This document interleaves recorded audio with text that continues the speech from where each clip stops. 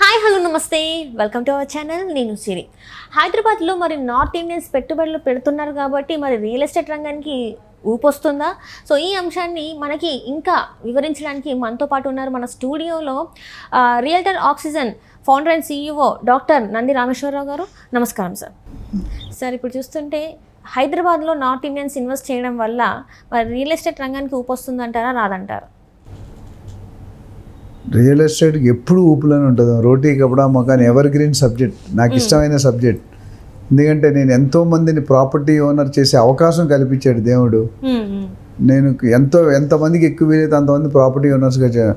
North Indians అంటే నాకు ఒక పెద్ద అభిరుచి ఉంది. ఎందుకంటే మీరు హైదరాబాద్లో గోల్డ్ జ్యువెలర్స్ చూసుకుంటే మ్యాక్సిమం మార్వాడీస్, గుజరాతీస్, కొద్దిగా ముస్లిం కమ్యూనిటీ ఉంది. కానీ మేజర్ అనేది రాజస్థానీ.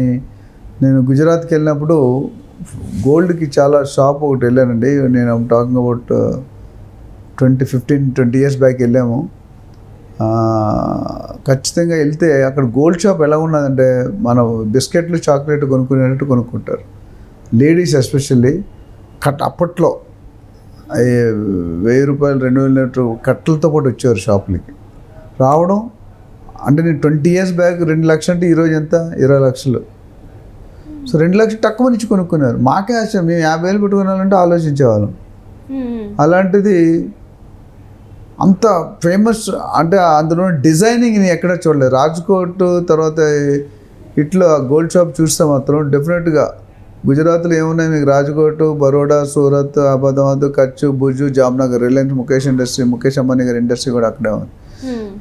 సో గోల్డ్ జ్యువెలర్స్ కింద ఎందుకు అయితే నాకు నేను రియల్ ఎస్టేట్ ట్రాన్సాక్షన్లో చేసినప్పుడు గోల్డ్ జ్యువెలర్స్ నాకు 30 to 35% కస్టమర్స్ నా మార్వాడీసే. వాళ్ళతో బిజినెస్ చేయడం చాలా ఆనందంగా ఉంటుంది, చాలా కష్టంగా ఉంటుంది. ఎందుకంటే బట్టలు ఉతికినప్పుడు ఆరేస్తాం, పిండుతాం కదా. మార్వాడి వాళ్ళతో బిజినెస్ చేయడం అనేది బట్టలు ఉతికి లాస్ట్ చుక్క పడేదాకా మళ్ళీ పిండుతారు. నెగోషియేషన్ ఉంటుందండి. కానీ వాళ్ళు ఉన్న మంచితనం ఏంటంటే ఒక్కసారి ఒప్పుకున్నాడంటే డబ్బులు నిమిషాలు సెకండ్స్లో వచ్చేస్తాయి. మళ్ళీ ఫాలో అప్, రేపు చూస్తా, ఎల్లుండి చూస్తే ఏముండదు. అది మార్వాడికి ఉన్న కమిట్మెంట్. బిజినెస్లో కూడా వాళ్ళకున్న టెక్నిక్స్ మన దగ్గర లేవు. వాళ్ళకి బ్లడ్లోనే బిజినెస్ ఉంది. మనం పుట్టిన తర్వాత బ్లడ్లోకి బిజినెస్ ఎక్కించడానికి ట్రై చేస్తాం. So that's the major. So north Indians ఇక్కడ వచ్చి మీరు ఢిల్లీ కానీ, గుజరాత్ కానీ, రాజస్థాన్ కానీ, మిగతా బాంబే కానీ, నాగ్పూర్ కానీ, మధ్యప్రదేశ్ కానీ వీళ్ళందరూ కూడా ఒక్కసారి హైదరాబాద్కి వస్తే హైదరాబాద్ని వదిలి వెళ్ళడానికి ఇష్టం లేదు. పాతుకుపోతున్నారు అక్కడే. ఎందుకంటే గవర్నమెంట్ ఆఫీసెస్ కానీ, ప్రైవేట్ ఇండస్ట్రీ 2-3 సంవత్సరాలు డెప్యుటేషన్ మీద రావడం, ట్రాన్స్ఫర్ మీద రావడం, ప్రమోషన్ మీద రావడం వస్తారు. వచ్చిన తర్వాత వాళ్ళు భార్య అని పిల్లల్ని ఇక్కడ పెట్టి వాళ్ళు జాబ్ అయిన దాకా బయట చేసుకుని ఇక్కడ వచ్చి సెటిల్, ఇక్కడ ఇల్లు కొనేసుకుంటున్నారు. In fact North Indians are very much helping to the Telangana real estate market అని చెప్పుకోవాలి. అందులో ఎటువంటి సందేహం లేదు. సో వాళ్ళు కొనడం వల్ల రియల్ ఎస్టేట్కి డెఫినెట్గా ఊపు వచ్చింది. And they are very big investors. మనం 10 లక్షలు, 20 లక్షలు, 30 లక్షలు, 40 లక్షలు మాట్లాడతాం, కానీ వాళ్ళంతా కోట్లలో మాట్లాడతారు. అండ్ మార్వాడీస్ ఎట్లా తెలుసా? నేను ఒక ఎగ్జాంపుల్ చెప్తాను. నాకు అడిగేది అంటే ఎక్కడైతే రోడ్డులు లేవో, ఎక్కడైతే నీళ్ళు లేవో, ఎక్కడైతే పవర్ లేదో, ఎక్కడైతే డ్రైనేజ్ సిస్టమ్ లేదో అక్కడ ఇవ్వండి నాకు ల్యాండ్స్ అంటాడు. ఎందుకు తెలుసా? ఎందుకంటే ఫ్యూచర్లో అది డెవలప్ అయింది కాబట్టి, అప్పుడు దానికి భూమి వస్తుంది కాబట్టి. అది సెకండ్ రీజన్. ఫస్ట్ రీజన్ అంటే అన్నిటికంటే తక్కువ రేట్లో దొరుకుతుంది.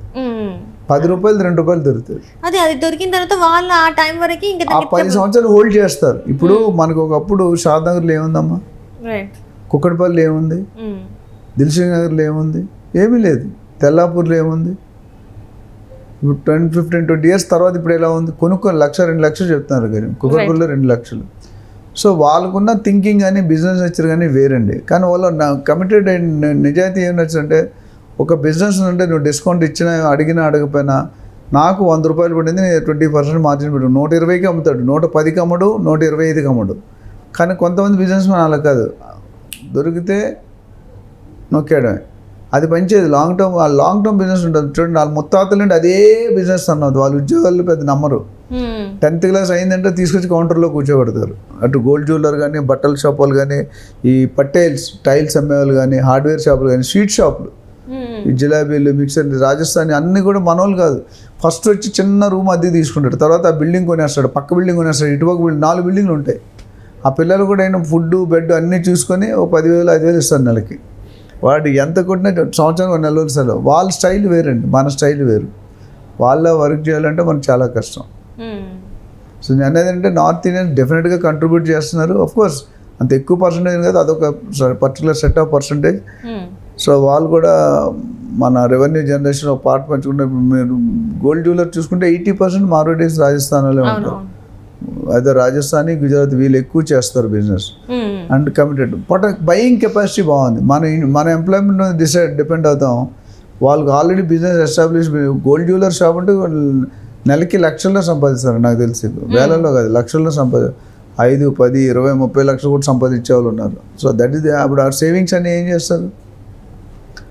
గోల్డ్ జ్యువెలరీ ఫస్ట్ బిజినెస్ అయితే రియల్ ఎస్టేట్ సెకండ్ బిజినెస్ నాకు తెలిసినంత వరకు.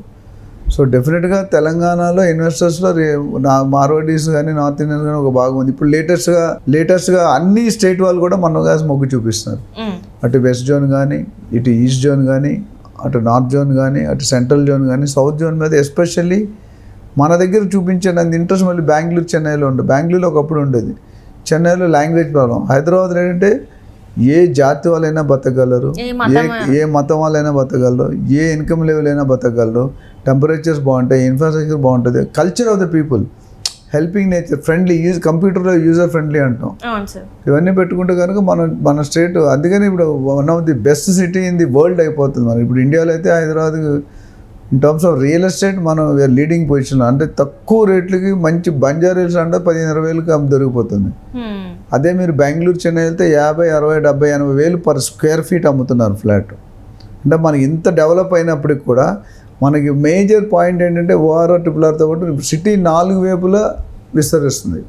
చెన్నైకి ఆ ప్రాబ్లం ఉంది, బాంబేకి సీ ఉంది, వైజాగ్ సీ ఉంది, చెన్నైకి సీ, అన్ని పక్కల ఈసీఆర్ అని ఉంటుంది చెన్నైలో, ఈస్ట్ కోస్ట్ రోడ్ అని అంటే పెరుగుతుంది. అంటే 1 or 2 డైరెక్షన్లో అన్ని మన దానికి అలా కాదు. ఇవాళ వెస్ట్ జోన్ పెరిగింది, రేపు next east, next south, next north, అన్ని జోన్లు పెరిగితే మాత్రం it is going to block buster in real estate. So దానివల్ల మనకి ఊపు వస్తుంది, భూమి ఉంది, అండ్ జీడిపి పెరుగుతుంది, రెవెన్యూ పెరుగుతుంది, అండ్ అది చాలా శుభ పరిణామం మనకి. సో దీని మీద ఎవరికైనా డౌట్స్ ఉండి ఎక్కడ ఇన్వెస్ట్ చేయాలి, డెవలప్డ్ ప్లేస్లో ఇన్వెస్ట్ చేయాలా, అన్డెవలప్డ్ ప్లేస్లో ఇన్వెస్ట్ చేయాలా, ఇవన్నీ చూసుకుంటే కనుక మనం ఎక్స్ప్లెయిన్ చేస్తాం, బాగా వాళ్ళకి క్లారిటీ ఇస్తాం. వాళ్ళు పెట్టే పెట్టుబడికి రెట్టింపు ధరలు రెట్టింపు ఇన్వెస్ట్మెంట్ ఎక్కడ వస్తుంది, రెట్టింపు రిటర్న్స్ ఎక్కడ వస్తాయి, safety, security and appreciation is my Moto. అంటే ఇప్పటి వరకు మీరు చెప్పిన దాంట్లో అయితే చాలా వరకు ఇక్కడ తెలంగాణలో ఏంటంటే తెలంగాణ ఏర్పడిన తర్వాత ఈ 10 సంవత్సరాలలో చాలా భూమి వచ్చింది మన తెలంగాణలో రియల్ ఎస్టేట్ రంగానికి. ఇప్పుడు నార్త్ ఇండియన్స్ కూడా మీరు చెప్పినట్టు ఇన్వెస్ట్ చేస్తుంటే ఇంకా పెరిగే అవకాశాలు ఉన్నాయి కానీ తగ్గే అవకాశాలు లేదంటారు. డెఫినెట్గా అండి, ఎందుకంటే రియల్ ఎస్టేట్ అనేది పట్టిందల్లా బంగారం, ముందు చూపే. ఒకప్పుడు నేను చెప్పేవాళ్ళం, సింహం ఒక అడుగు వెనకేస్తే 10 అడుగులు ముందుకు వేస్తుంది. సో మనం ఎప్పుడో ఒకప్పుడు అడుగు వెనకేసి ఇప్పుడు అన్ని ముందంజలోనే మాట్లాడుతాం. నెక్స్ట్ 10 years రియల్ ఎస్టేట్కి ఎటువంటి దోకా లేదు Telangana. Right sir, right. Thank you so much sir.